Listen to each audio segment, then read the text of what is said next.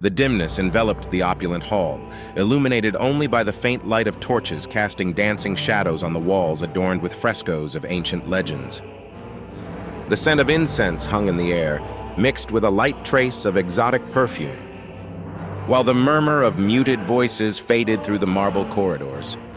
At the center of this scene, on a throne of gold and ivory, sat a figure draped in a purple robe, symbolizing absolute power. His hands, adorned with rings of precious stones, gripped firmly on the throne's arms, while his eyes watched with an unfathomable gleam those who dared to meet his gaze.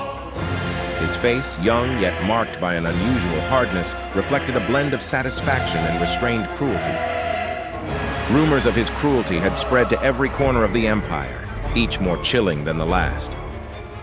The boldest whispered of his extravagant whims and penchant for bloody spectacles, while others trembled at memories of nights when the whole city seemed to burn under his impassive gaze. Yet behind this appearance of luxury and absolute power lay a calculating and ruthless mind.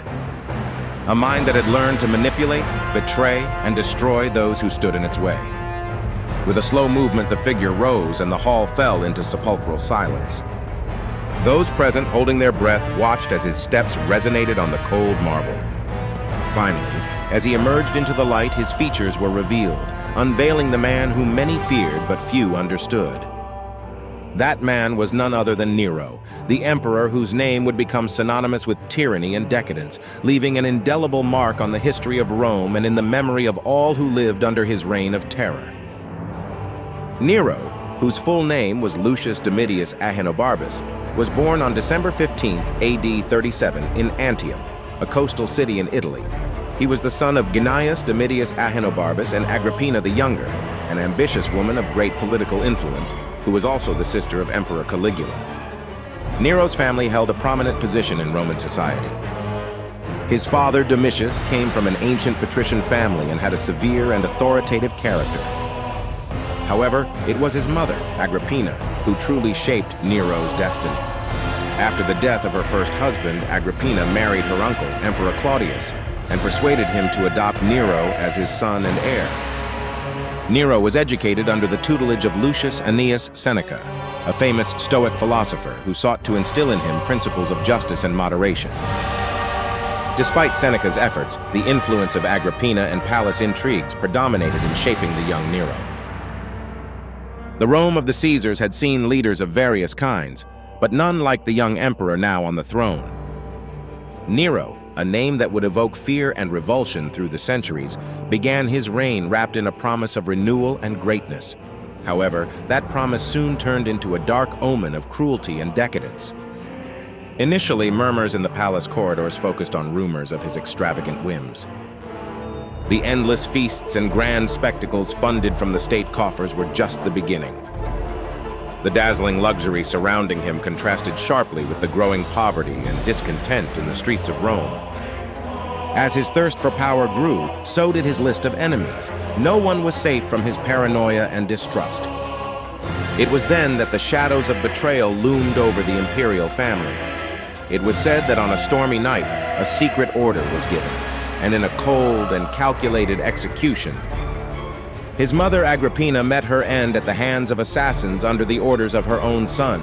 This act of matricide horrified Rome and cemented his reputation for limitless cruelty. It wasn't long before his cruelty turned towards his wife, Octavia.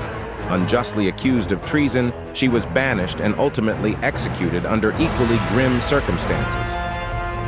These acts of violence within his own inner circle instilled terror among those who once considered him an ally.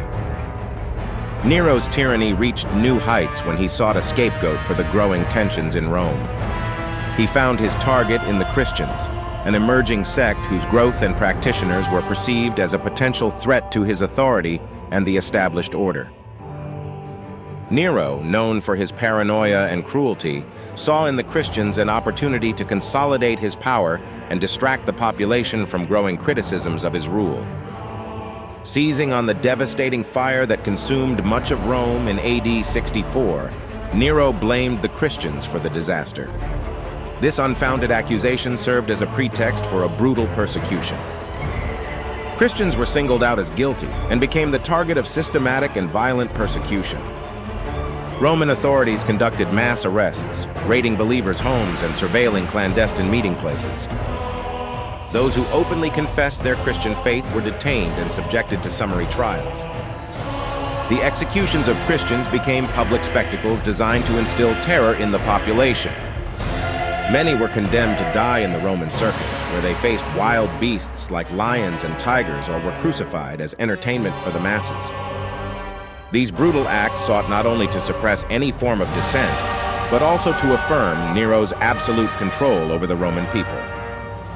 In addition to public executions, Christians were subjected to other forms of torture and punishment. Some were burned alive as human torches during Nero's nightly banquets in his imperial gardens, illuminating the feast with the cruel glow of their suffering. But the act that would ensure his place in infamy occurred on a hot July night in AD 64. The fire started in the Circus Maximus area and, fanned by the winds, quickly spread throughout the city. For 9 days, the flames consumed homes, temples, and monuments. As Rome burned, popular accounts tell that Nero, from his palace on the Palatine Hill, watched the disaster with unsettling indifference. Some even claimed to have seen him playing the lyre and reciting epic verses, oblivious to his people's suffering. When the flames finally extinguished, much of Rome lay in ruins. Suspicions and anger of the citizens turned towards their emperor.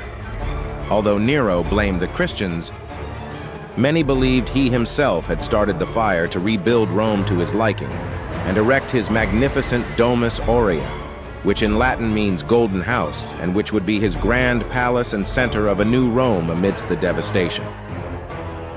Thus, in an act of massive destruction and absolute disdain for his people, Nero's name was etched in history as the emperor who let Rome burn while seeking to immortalize himself in the ashes of his own empire. Nero was not only known for his tyranny, but also for his fascination with the arts. His love for music, poetry, and theater was evident throughout his reign. He considered himself a great artist and did not hesitate to showcase his skills in competitions and public spectacles.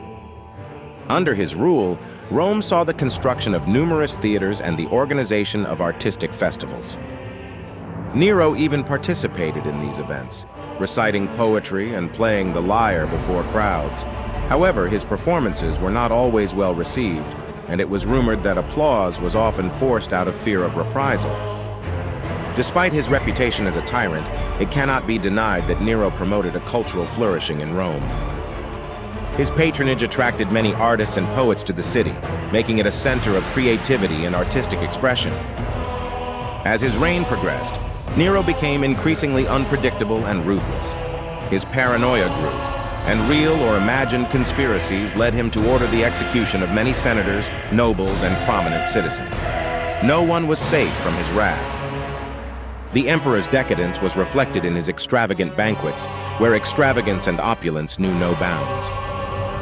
His whims became more extravagant, and his punishments more cruel. Rome became a place of constant terror, where a wrong word could mean losing one's life. Nero's end was marked by betrayal and despair.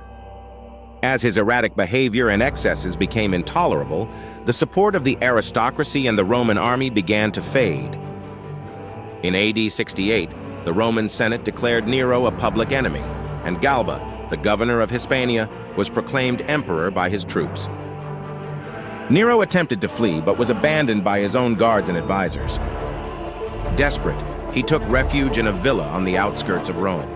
There, facing the certainty of capture and execution, Nero decided to take his own life. With the help of his secretary Epaphroditus, he stabbed himself in the throat, uttering his last words, "What an artist dies in me."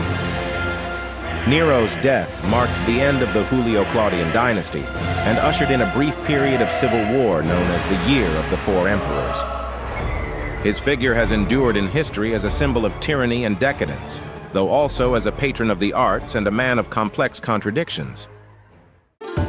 If you enjoyed this video, don't miss the story of Julius Caesar, who was perhaps the most influential figure in Roman history.